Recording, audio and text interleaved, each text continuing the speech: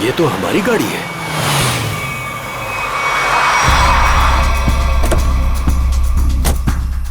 ये तो टीना और आकाश की गाड़ी है। Oh my God! आकाश, टीना, बच्चे नहीं है। मैं एक बार फिर से फोन करता हूँ। गाड़ी यहीं पर है तो दोनों बच्चे भी यहीं पर होने चाहिए। कैसे डरावनी जगह है, कितना घना जंगल है ये। पता नहीं टीना और आकाश को यहाँ गाड़ी रोकने की क्या जरूरत थी। दोनों में से किसी का भी फोन नहीं लग रहा है। लूटपाट का मामला तो नहीं लगता है भाई साहब। बच्चों को सारा सामान गाड़ी में ही है। ऐसे बीच सड़क पे बच्चे गाड़ी छोड़ के गए कहाँ? समझ में नहीं आ रहा मेरे दोनों बच्चे कहाँ चले गए। क्या हो गया उनको? मीरा कुछ नहीं होगा हमारे बच्चों को। शांति रखो, घबराओ मत। और यहीं कहीं आसपास देखते हैं। आकाश, टीना, आकाश, आकाश, आकाश, मेरी आवाज सुनाई दे रही है? आकाश, आकाश, टीना, पता नहीं इस घने जंगल में बच्चे कहाँ चले गए। मीरा, गाड़ी यहाँ पर है तो बच्चे भी यहीं पर होने चाहिए।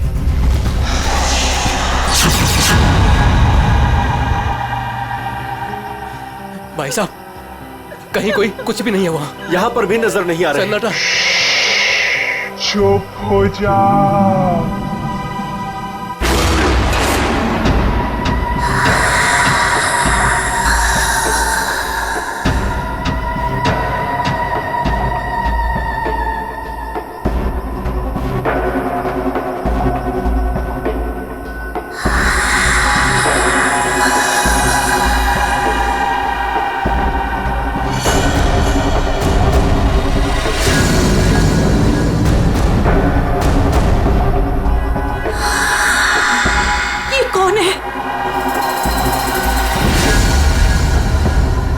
कौन हो तुम? कौन हो तुम? जाओ, जाओ यहाँ से। बोलो, आवाज बिल्कुल नहीं, वरना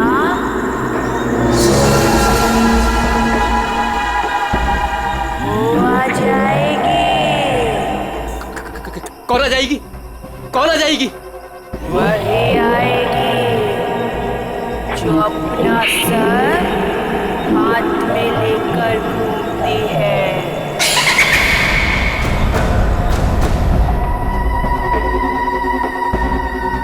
वो आ जाएगी। चलो यहाँ कौन से, है? जल्दी, आ जाएगी। चलो, गाड़ी में बैठो, जल्दी। वो आ जाएगी। वो आ जाएगी। वो आ जाएगी।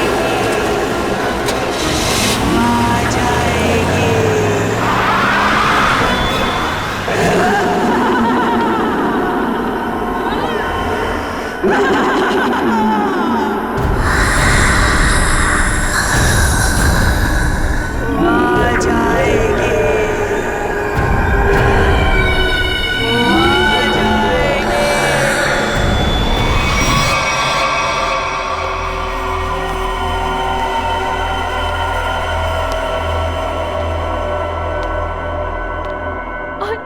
और तभी एक औरत आई। उसका सर नहीं था। वो मुझे मारने आई थी। वो मुझे मारने आई थी। उसका कटा सर उसके हाथ में ही था। वो मुझे मार डालेगी। वो मुझे मार डालेगी। बचा लो मुझे। वो मुझे मार डालेगी। ये क्या हो गया मेरी वत्सला को? कैसे बर्ताव कर रही है? अब क्या करूं मैं?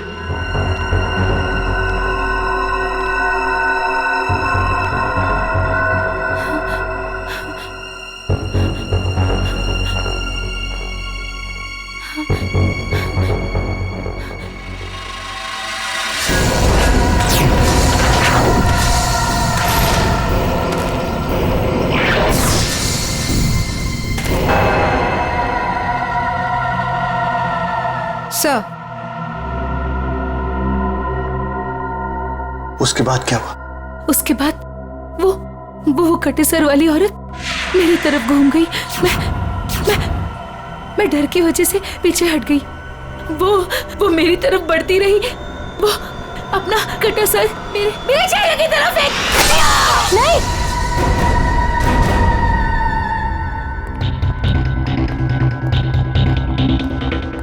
डॉक्टर साहब, क्या हुआ है मेरी वाइफ को? मिस्टर नमित, देखिए ना डॉक्टर साहब के साथ क्या किया वत्सला जी ने। 10 इंजेक्शन दे चुका हूँ शांत करने के लिए, लेकिन कोई असर ही नहीं हो रहा। लेकिन हुआ क्या है वत्सला को? इनका दिमाग एक सरकटी औरत के बारे में सोच रहा है।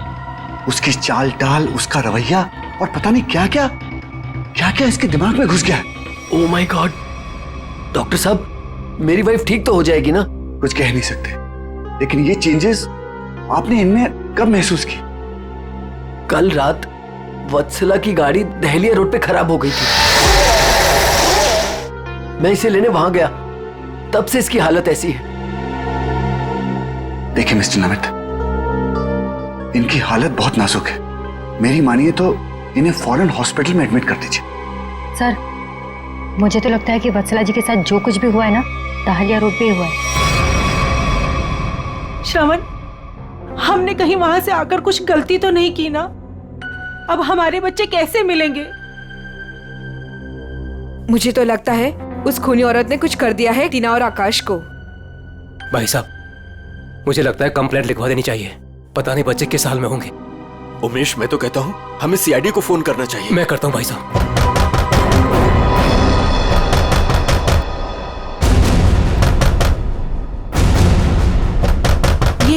इस तरह से दरवाजा कौन पीट रहा है? मैं देखता हूं।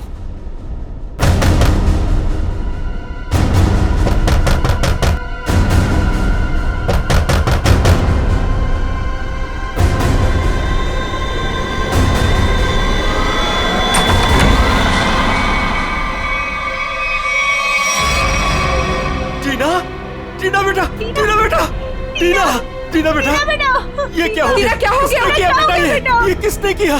टीना! भाई साहब, इसकी हालत तो बहुत खराब है। इसे हॉस्पिटल ले जाना होगा। मैं गाड़ी निकालता हूँ भाई साहब। टीना बेटा, कुछ तो बोलो। आकाश कहाँ है? आकाश भैया को बचा लो। बचा लो मतलब? क्या हुआ है आकाश को? टीना बेटा, टीना आगे खोलो बेटा, आगे खोलो बेटा, आगे बंद मत कर बेटा। टीना, क्या हुआ तुम्हें? वो गाड़ी हमें रोक रही है वहाँ।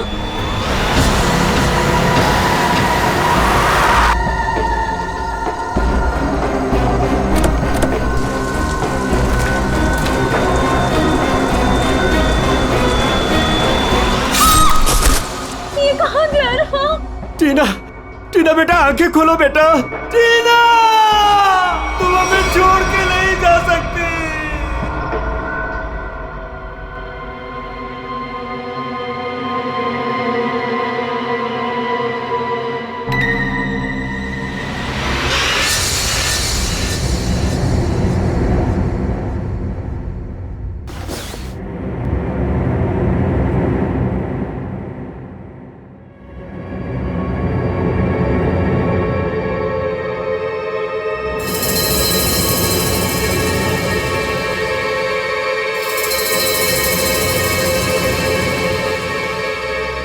नहीं डॉक्टर साहब, मैं अपनी वाइफ को किसी भी हॉस्पिटल में एडमिट नहीं करने वाला।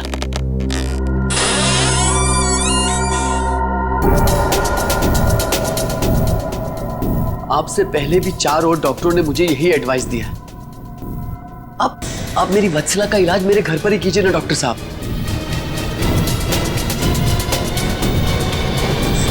मैं अपनी वत्सला को अपने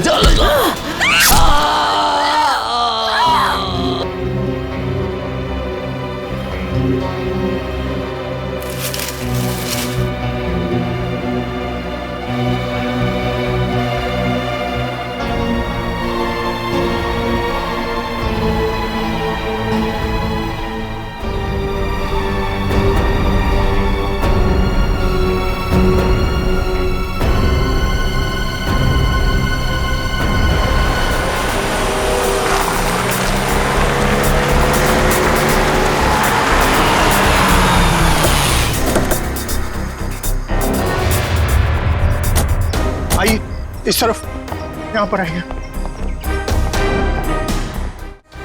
यही घर है ये।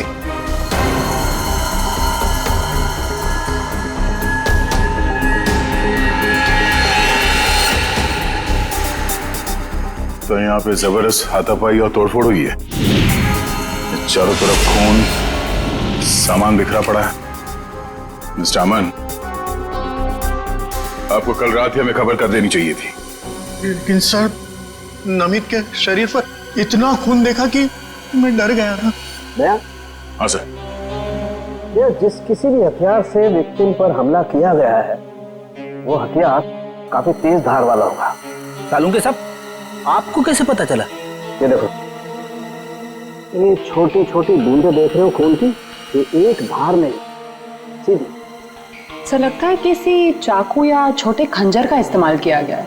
पता नहीं जिसको भी इसने मारा है वो जिंदा है या नहीं। और ये खून से सने हुए पांव के निशान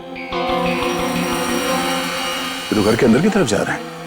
तो यहाँ पर नमित के अलावा कोई और भी रहता है क्या? हाँ, उसकी वाइफ। ओह माय गॉड, कहीं उससे तो कुछ नहीं हो गया। अभी जी एक देखो सर।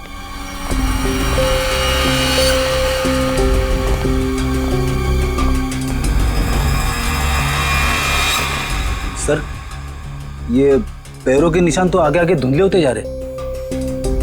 एक काम करो, इस कमरे को चेक करो।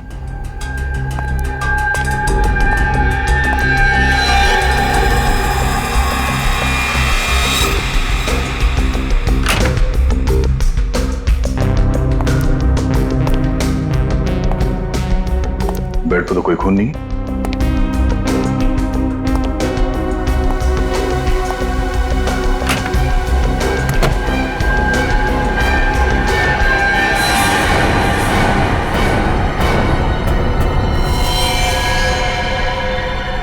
कौन हो तुम? बाहर आओ। बाहर आओ।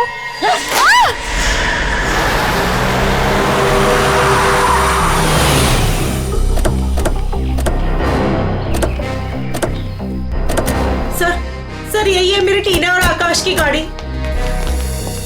यहीं पर मेरे बच्चों पे वो मुसीबत आई थी।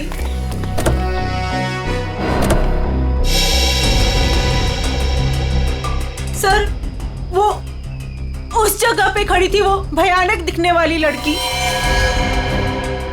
हाँ सर उसी ने हमारी बेटी को मार डाला है और वही हमारे बेटे आकाश को लेकर गई है।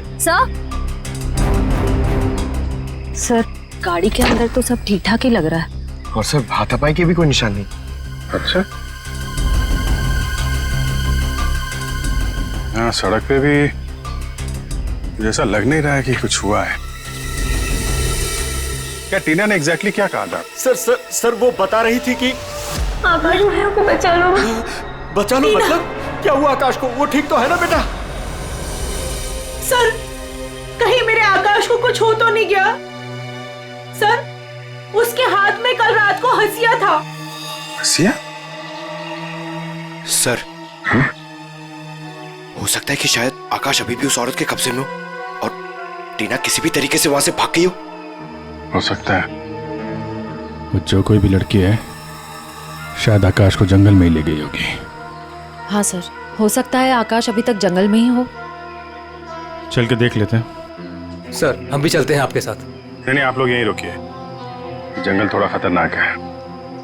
एक्चुअली आप लोग घर जाइए, कुछ भी पता चलता आपको फोन कर देंगे। ओके ठीक है सर।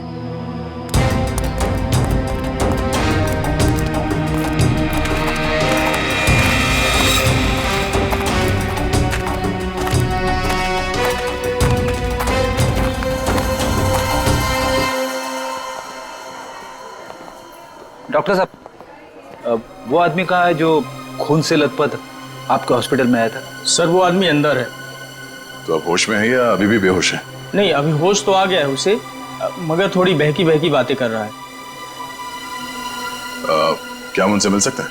जी बिल्कुल, आइए।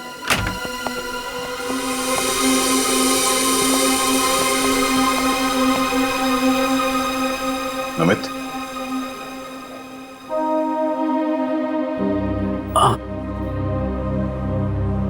कौन? हम लोग सीआईडी से हैं। क्या तुम बता सकते हो कि ये तुम्हारे साथ कैसे हुआ? मार डाला मुझे। मेरी वत्सला ने मुझे मार डाला। पूछिए अमन से। मुझे रोज पिटती थी, पर मैंने कभी भी गुस्से से उसे नहीं घूरा। हाँ सर, मैं हमेशा इस बेचारे की दर्द भरी आवाज सुनता था। मैं समझ जाता था कि भाभी जी का बेलन इसके सर पर बज रहा है। नमित, हम तुम्हारी पत्नी से मिल चुके हैं। कुछ न कुछ तो गड़बड़ हुआ है उसके साथ, लेकिन अचानक वह ऐसा बर्ताव क्यों करने लगी? भगवान, पता नहीं, जब से दहलिया रोड से आई है किसी सरकटी औरत के बारे में बात करती है और किसी पर भी टूट पड़ती है, जैसे जान ले लेगी वो किसी की भी। फिर दहलिया रोड, मतलब जो भी गड़बड़ है वो इस दहलिया रोड पे ही है।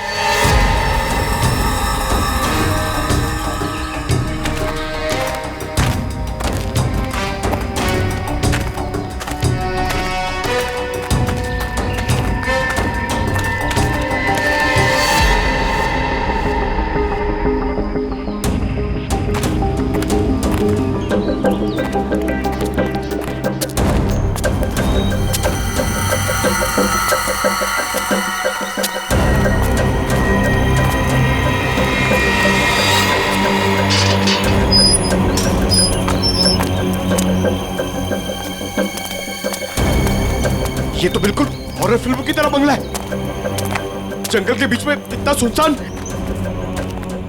लगता है ये टीना और आकाश इसी घर में आए होंगे।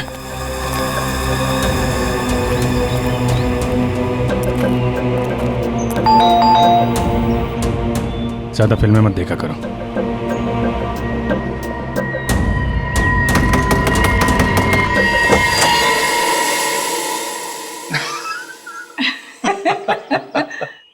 बहुत अच्छा लगा, इतने सुनसान जंगल में भी कोई हमें मिलने आया। एनीवेज, मेरा नाम डीके है और ये मेरी धर्म पत्नी रागिनी। अरे आइए ना, आप लोग अंदर आइए, बाहर क्यों खड़े हैं? प्लीज आइए आइए आइए।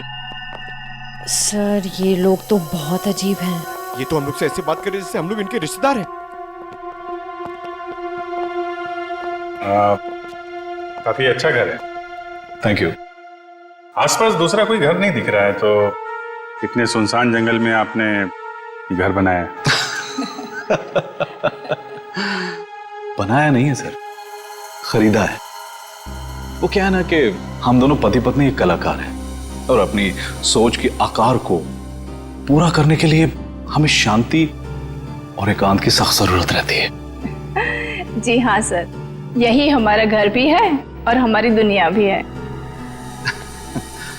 और हाँ, आपको एक बात और बताना चाहूंगा। हम लोग रहते जरूर इस सुनसान इलाके में हैं, लेकिन कला के क्षेत्र में हमारा बहुत बड़ा नाम है। अच्छा, अच्छा। कब खरीदा आपने ये घर? बहुत साल पहले खरीदा था। अब तो ध्यान भी नहीं है हमें कि कब खरीदा था हमने। हाँ, ये तो याद होगा कि कल यहाँ पे कौन आया था। हाँ सर, बिल्कुल, लेकिन कल तो यहाँ कोई नहीं आया था सर। ये फोटोज देखिए, ध्यान दीजिए और सोच के बताइए, क्या इन दोनों में से कोई भी कल यहाँ आया था? नहीं मैडम, इनको हमने पहले कभी नहीं देखा।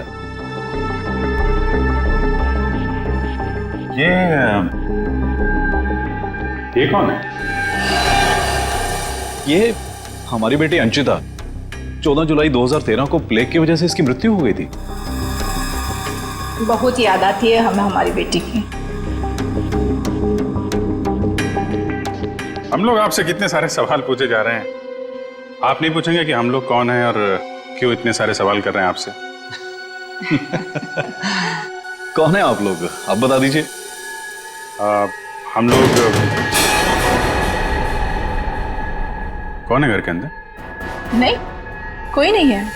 नहीं, कोई है।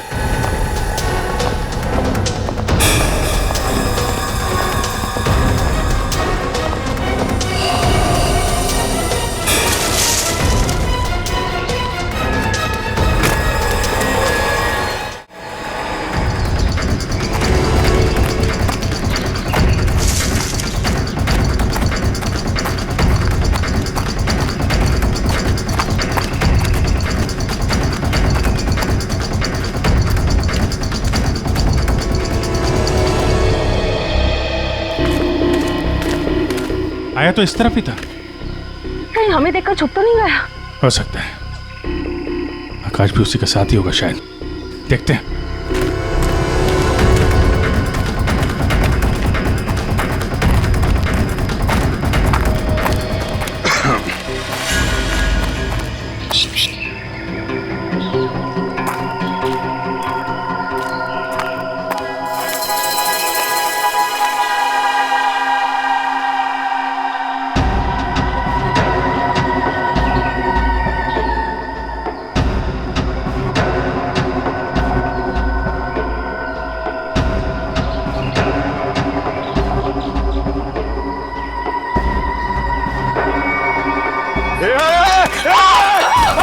नहीं फायर नहीं।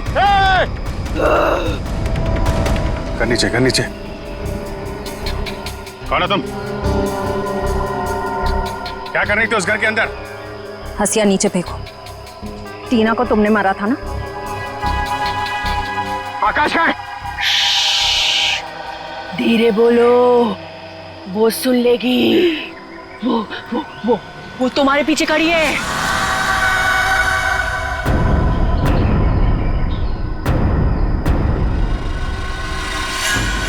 कौन है हमारे पीछे? कोई नहीं है, लगता है दिमाग हिला हुआ इसका। क्या दिखा रही है? कौन है पीछे? वो तुम्हारे पीछे बिना सर वाली औरत अपना सर हाथ में लेके दिखा रही है। सर ये उस सिरकटी औरत की बात करी सर, वत्सला जैसी बातें कर रही है। हमारे पीछे कोई नहीं है।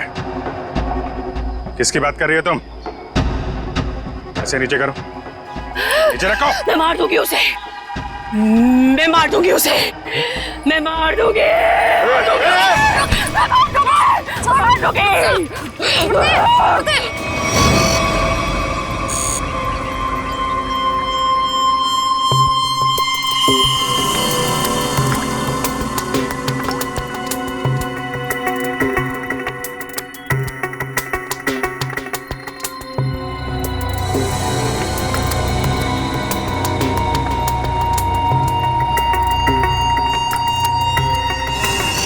डॉक्टर मल्लिका, आप भी वही सोच रही हैं जो मैं सोच रहा हूँ?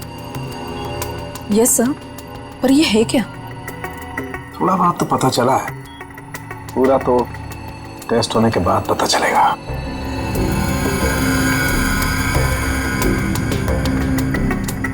सर, मुझे लगता है कि आप ये कलर एरिया देख रहे हैं।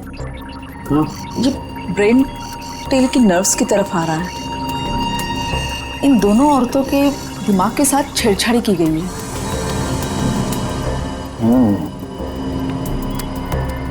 सर इनकी याददाश्त से छेड़छाड़ की गई। इनको कोई नेचुरल रोग या दिमागी बीमारी नहीं, इनकी तो मेमोरी ही बदल दी गई है। मतलब ये कि आर्टिफिशियल मेमोरी भर दी गई है इनके दिमाग में। Yes sir.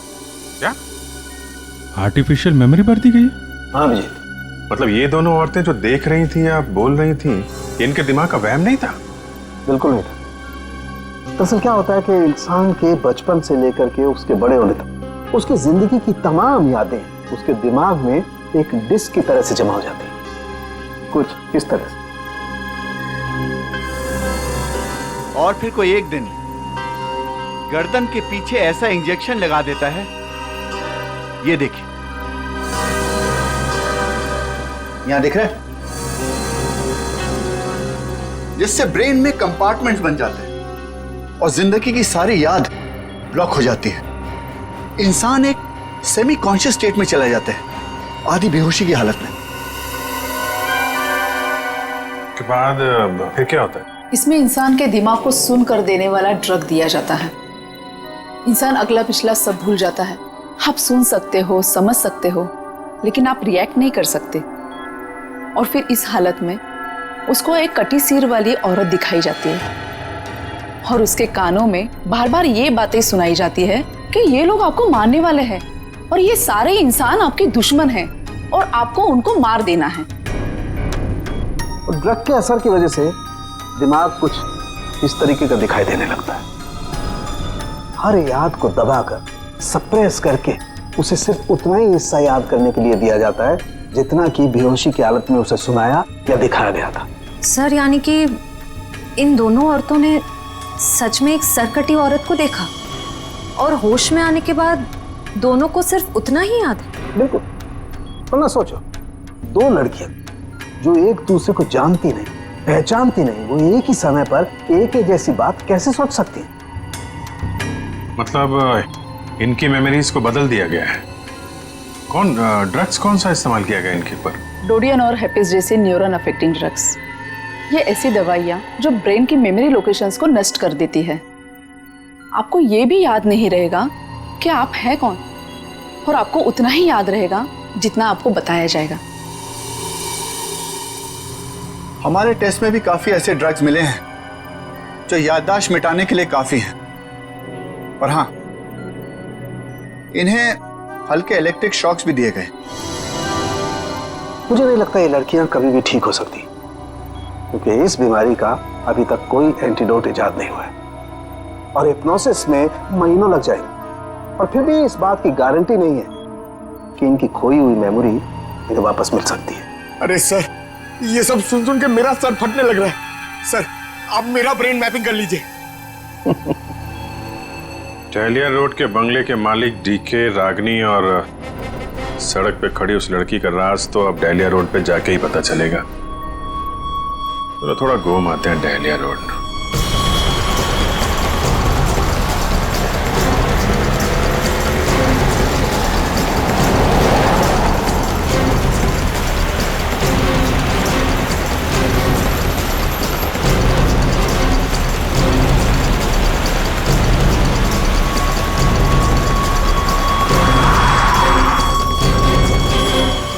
ये हमारी बेटी अंचिता है। 14 जुलाई 2013 को प्लेग की वजह से इसकी मृत्यु हो गई थी। ये तो वही लड़की है, डीके और रागिनी की मरी हुई बेटी। मेरी मदद कीजिए प्लीज। कैसी मदद? मेरा मतलब क्या मदद चाहिए आपको? मेरे मम्मी पापा अचानक से बेहोश हो गए। मैंने बहुत कोशिश की उन्हें उठाने की, पर वो नहीं उठे। कहाँ है आपके मम्मी पापा? घर पे आके देखिए ना प्लीज, पास में है। चलिए आइए। कहाँ पर है? चलिए।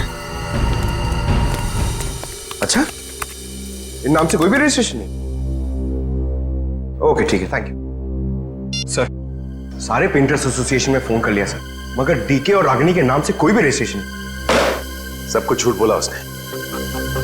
मुझे तो लगता है कि उसने अपना नाम भी गलत बताया है। जयवंती, कुछ पता चला? नहीं सर, अभी तक कुछ भी नहीं पता चला। मगर सर, कितने कॉन्फिडेंस से झूठ बोल रहे थे दोनों। लगता है सर अब एक ही रास्ता बचा है, उन्हीं से सच उगलवाना पड़ेगा। नहीं जयवंती, पहले उसकी सारी डिटेल्स निकालते हैं, फिर उठाते हैं उसे। लेकिन सर पता कैसे चलेगा? एक काम करो, डहलिया हाउस में जो उनकी तस्वीरें खींची गई थी उन्हें क्रिमिनल डाटाबेस से और मिसिंग केस फाइल से मैच करवा के देखो, शायद असलियत सामने आ जाए। आइए। यहाँ इतनी रोशनी कम क्यों है? वो घर आबादी से दूर है ना, इसलिए वोल्टेज थोड़ा कम है। ये देखिए।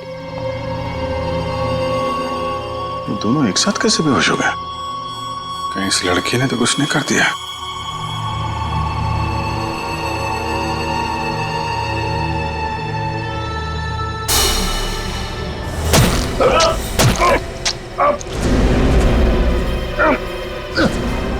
ठीक है।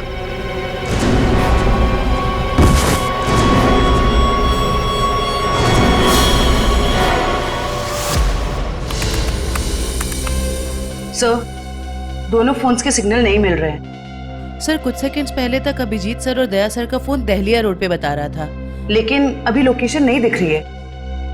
इसका मतलब अभिजीत सर और दया सर को वो रास्ता रोकने वाली लड़की मिल गई। फिर तो डीके और रागिनी की सच्चाई का भी पता चल जाएगा। सर आइए। सर ये है मिसेस साक्षी, उस नकली डीके और इलेश की माँ। नमस्ते। कहाँ है मेरा बेटा? कहाँ है इलेश? ये ऑफिसर कह रहे हैं उसका नाम डीके है, और उसकी एक पत्नी है जिसका नाम है रागिनी। ये कैसे हो सकता है? ये सब झूठ है। जी नहीं, ये सच है। एक छानबीन के दौरान आपके बेटे और उस औरत से मुलाकात हुई हमारी, जो अब डीके और रागिनी बने बैठे, और उसी छानबीन में मिसिंग कंप्लेन से उनकी सच्चाई भी पता चली। मैम, आप हमें बता सकती हैं कि आपके बेटे इलेश ने अपना नाम बदल के डीके क्यों रख लिया? मेरा बेटा अपना नाम क्यों बदलेगा? मुझे इस बारे में कुछ नहीं पता।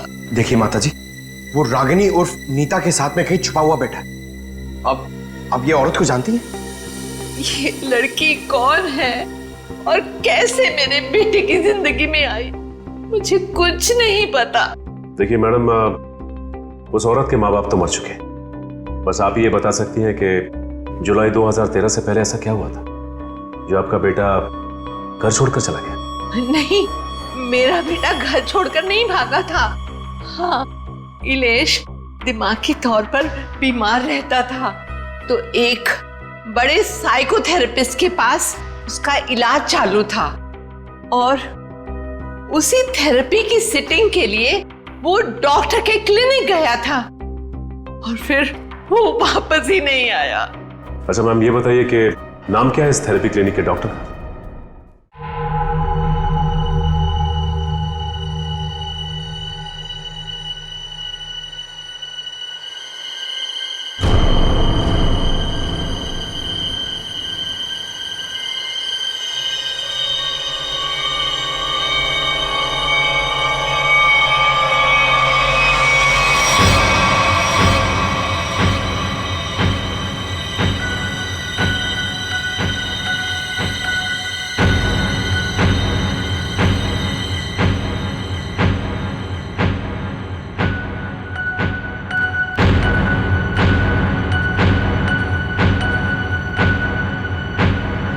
मारो, बचा लो खुद को, मार डालो।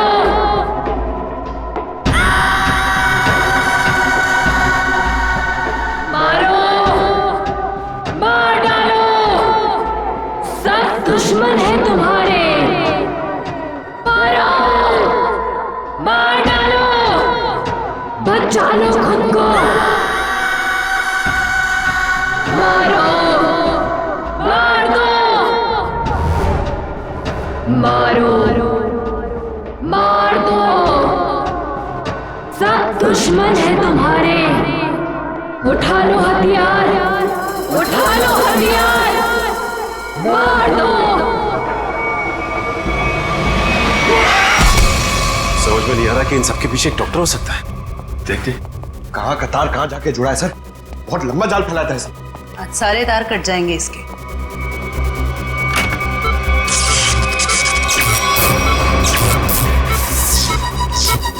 Oh my God.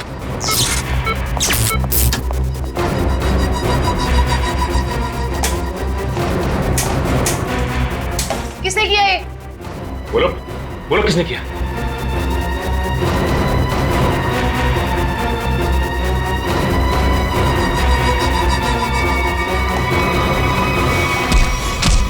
बता कौन है इन सबके पीछे? तुम उस बिना सर वाली औरत के साथ मिले हो ना? मैं नहीं, तुम उस सरकटी औरत के साथ मिले हुए हो। मैं जानता हूं, मैं छोड़ूंगा नहीं तुमको। तुम और उस औरत दोनों को खत्म कर दूंगा मैं। तुम मुझे मारना चाहता है ना? छोड़ूंगा नहीं तुम्हें।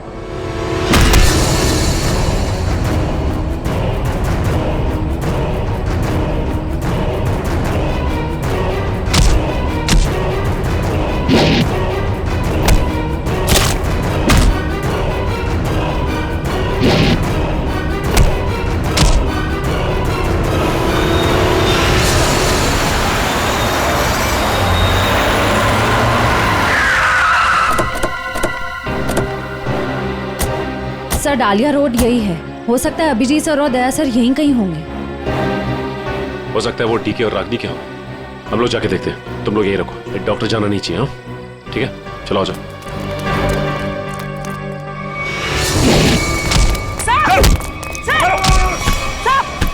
अभिजीत सर, क्या कर रहे हो आप लोग?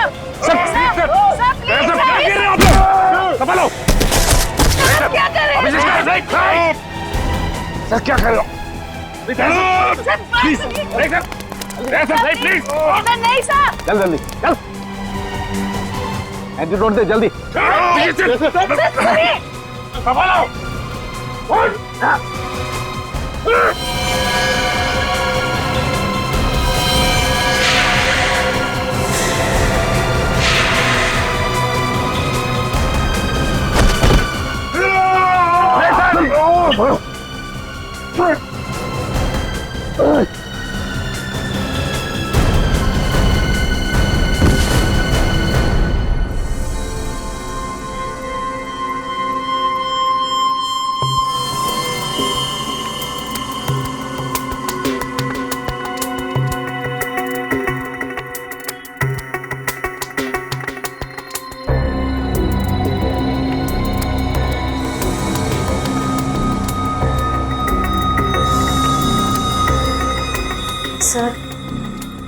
सर सब ठीक तो है ना? एंटीडोट ने असर शुरू कर दिया, थोड़ी देर में होश आ जाएगा दोनों को।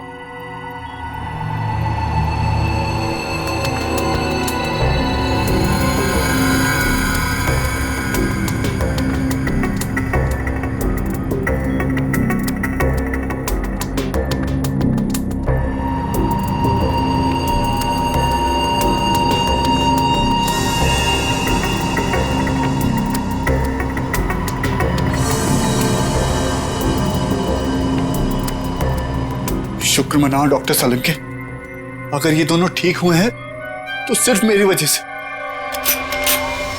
अगर अपने दिमाग का सही इस्तेमाल किया होता ना तो एक मुजरिम की तरह इस हालत में नहीं खड़े होते, समझे? विकास अंकल, आपकी वजह से मैं भी एक मुजरिम बन के रह गई।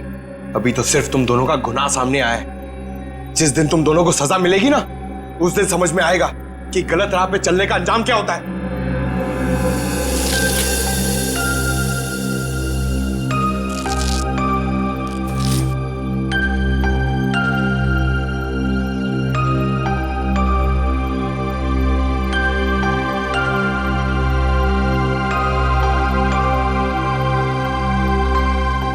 हम ये दहलिया रोड वाले बंगले पे?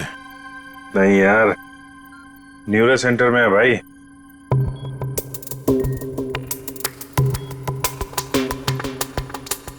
और मुजरिम हमारे सामने खड़ा है।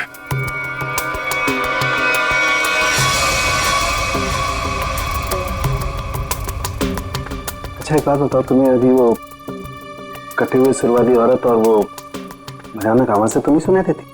सर वो तो उस वत्सला के दिमाग में था, और वो जंगल वाली लड़की के दिमाग में भी, वो जो हंसिया लेके घूम रहे थे।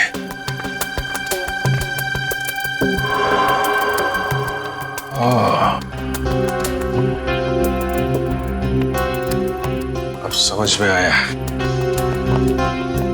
संचिता के माँ बाप ने भी हम लोगों को वो ड्रग्स वाला इंजेक्शन लगा दिया था। हमारे दिमाग में भी ये सारी बातें भरती गई थी। बताओ डॉक्टर विकास, क्यों किया तुमने ये सब? जल्दी बता, वरना हमें तुम्हारा इलाज करना पड़ेगा। क्या बताऊं, डॉक्टर सालुंके ने सब कुछ समझा तो दिया था।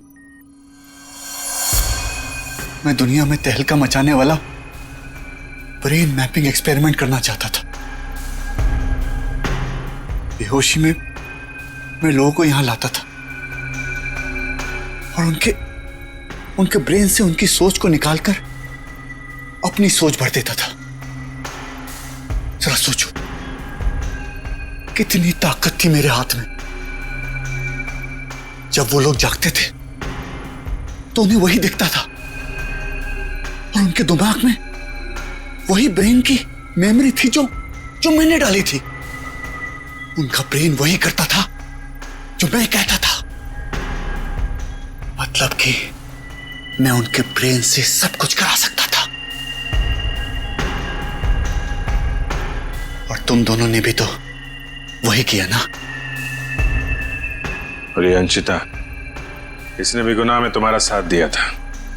मैं इनकी भतीजी हूँ, इन्होंने ही मुझे पाला पोसा। डीके और रागिनी मेरे माँ बाप नहीं है। वो घर, डीके, रागिनी, मैं, ये सारा विकास अंकल का बिछाया हुआ एक जाल था। और आकाश, उसके साथ क्या किया तुम लोगों ने? उसकी ड्रग की डोज ज्यादा हो गई थी, उसे ब्रेन हैमरेज हो गया था। उसकी मौत का मुझे बहुत अफसोस है। तुम्हारे जैसा जीनियस डॉक्टर लोगों के दिमाग का गलत इस्तेमाल करने के चक्कर में गुनहगार बन गया। तुम्हारी खोज इंसानियत के खिलाफ है। कानून तुम्हें इसकी जरूर सजा देगा। शायद फांसी होगी तुम्हें।